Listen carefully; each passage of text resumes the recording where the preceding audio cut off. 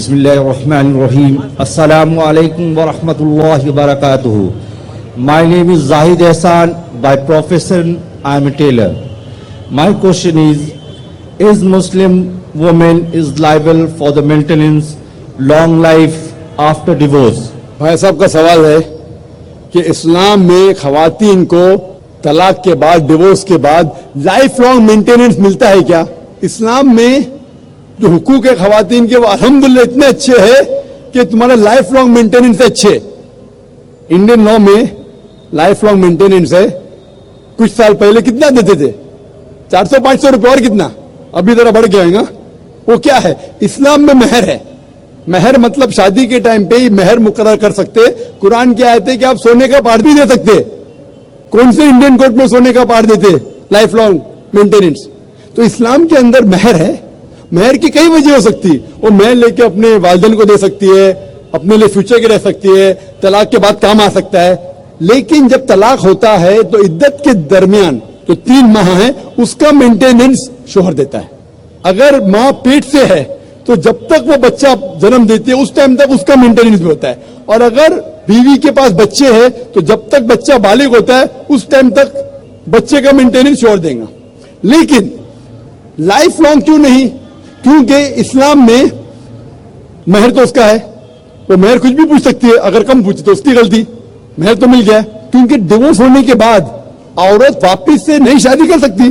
اس کے بعد اللہ کے رسول کہتے ہیں کہ سب سے بہترین وہی چیریٹی میں جو ماں باپ اپنی ڈیورس بیٹی کو اچھے سے دیکھ بھال کرتے.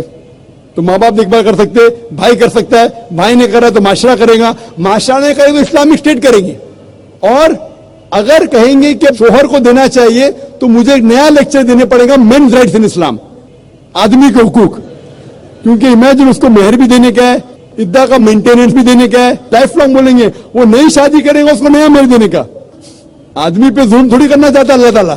تو آدمی جب مہر دیا, اگر ڈیورس ہو گیا, عورت کا تو اتنے خیال رکھنے والے لوگ ہیں, باپ ہے, بھائی ہے, یا بیٹے ہے, معاشرہ ہے, وہ نئی شادی کر سکتی. اس کا نیا شوہر اس کو دوسرا مہر دیں گا. یہ آدمی جو ڈیورس ہو گیا وہ جب نئی شادی کرے گا اس کو نیا مہر دینے کا. تو نیا مہر دینے کا, پرانے بیوی کو مینٹین کرنے کا, تو مجھے نیا لیکچر دینے پڑے گا مینز رائٹس ان اسلام, آدمی کے حقوق. تو اللہ تعالیٰ جسٹ ہے, برابر ہے. عورت اونچی نہیں ہے آدمی سے, آپ سمجھے نا. تو اسی لیے اللہ سبحانہ و تعالیٰ نے صحیح انتظام کیا ہے. لیکن خواتین کا خیال بھی رکھا ہے کہ اگر اس کو ضرورت پڑی تو معاشرے کے دوسرے لوگ اس کا خیال رکھیں گے. Hope the answer the question. اگلا سوال مائک نمبر 3 سے خواتین کی اور سے ہوگا. This is Arpita Solomon. I'm a student. My question to you is, was Jesus really crucified or not? Was Jesus Christ crucified or not? Yeah, because I've heard many Muslims saying that he was not crucified. Okay. Sister has asked a common question. She's asking, was Jesus Christ, peace be upon him, crucified or not? For the detailed reply, you can refer to my video cassette. It was the debate between myself and a Christian missionary. Was Christ really crucified? In a nutshell, I give you the reply. According to the Quran says in Surah Nisa, chapter number 4, verse number 157, وَمَا قَتَلُهُ وَمَا قَلَبُهُ. They killed him not, neither did they crucify him. وَلَكِنْ شُبِّهَ لَهُمْ. It was only made to appear so. All those who differ are full of doubts. إِلَّا اتِّبَاعَ الظَّنِّ, with only conjectures to follow. For assuredly they killed him not. So according to the Quran, he was not crucified, he was not killed. I believe you are a Christian sister, correct? Yes, I am. And Yes, our Bible that's it. says that Jesus So sister, wait, I haven't completed my answer. Since you are a Christian, you may not believe in the Quran. I keep the Quran aside. I speak from the Bible. I can give you many proofs from the Bible that Jesus Christ, peace be upon him, was not crucified. But this is not a time of a lecture. I'll just show you one very important sign. If you read the Gospel of Matthew, chapter number 12, verse number 38 to 40, when people ask Jesus Christ, peace be upon him, "Oh Master, show us wonders and miracles." So Jesus Christ, peace be upon him, says, "Ye evil and adulterous generation, no sign shall be given to you except the sign of Jonah. For as Jonah was 3 days and 3 nights in the belly of the whale, so shall the Son of Man be 3 days and 3 nights in the heart of the earth." Now, every Christian knows the sign of Jonah. You don't have to be a scholar of the Bible, because it is taught to us in school. in the Christian missionary school, at Sunday school, in comic strips. If we know that Jonah is mentioned even in the Quran, somewhat similar, Yunus alayhi salam. In the Bible, Jonah was asked by Almighty God to go to Nineveh and deliver the message. He runs away from there, he goes to Joppa.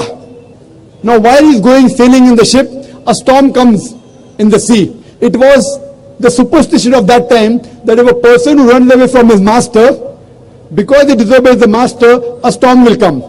So they take out lots. Who is the one who ran away from the master? So Jonah volunteers. Peace be upon him. He says that I am the person, throw me overboard. So because he volunteers, they don't have to break his arm or leg. And as per the superstition, they throw him overboard. Now when they throw him overboard in the raging sea, as per the story of Jonah, when Jonah was thrown overboard, he was alive. When he is thrown in the sea, he ought to die. In a raging sea, where there is a storm, when someone is put into the storm, in the sea he should die, but he does not die because it's a miracle. A fish comes and gobbles up Jonah, he ought to die, he does not die, he is alive. The fish takes him around the sea 3 days and 3 nights. Out of suffocation, the person ought to die. He does not die. It's a miracle. Later on, the fish vomits him out on the shore. He's alive. He's alive, alive, alive, alive. A miracle of a miracle of a miracle of a miracle. So, Jesus Christ, peace be upon him, says, as Jonah was 3 days and 3 nights in the belly of the fish, so shall the Son of Man be 3 days and 3 nights in the heart of the earth. So if Jonah was alive, how should Jesus Christ be in the heart of the earth? After he was taken down from the cross, should he be dead or alive? If he has to be like Jonah, if Jonah was alive, Jesus Christ also should be alive. So this proves that Jesus Christ, peace be upon him, did not die on the cross. He was alive. So this is a way of proving that Jesus Christ, peace be upon him, did not die on the cross, as the Quran says, the same thing. For more details, refer to my debate, was Christ really crucified? Okay, thank you. दूसरी सवाल भी mic number 3 से. My name is Pragati Jaiswal and I'm pursuing MBA right now. Well, as for basically I belong from Hinduism, but I believe in humanism. So that is why my question is, like, if I have to marry a Muslim, and should I need to convert it to Muslim or Islam? Sister said that though she is a Hindu, she believes in humanism. और अगर उसे शादी करने का मुस्लिम के साथ, I'll go back to Urdu because it's Urdu crowd. सवाल था कि अगर उसे मुस्लिम से शादी करना है तो क्या जरूरी है कि वो इस्लाम कबूल करे?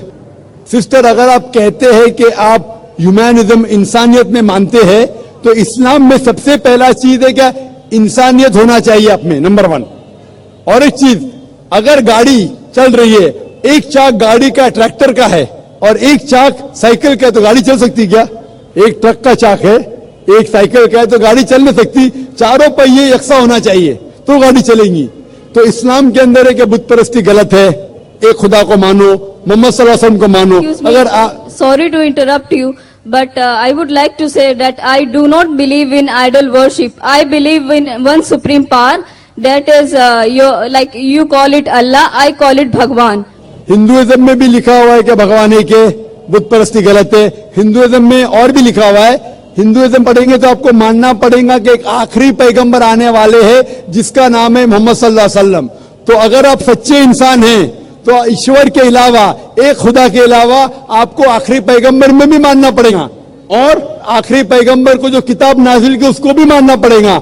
आप अगर चाहे आपका नाम मत बदलो, मुझे इतराज नहीं है, लेकिन आपको एक खुदा में मानना पड़ेगा, आखिरी पैगंबर में मानना पड़ेगा, आखिरी पैगंबर की किताब में मानना पड़ेगा. यही सही इंसानियत है. इंसानियत के लिए आपको इंसान के बनाने वाले भगवान को मानना चाहिए. पहले यह तहकीक करना चाहिए कि भगवान की किताब कौन सी है. आप जब तहकीक करते हैं तो पता लगता है कि भगवान की कई किताबें आ चुके हैं.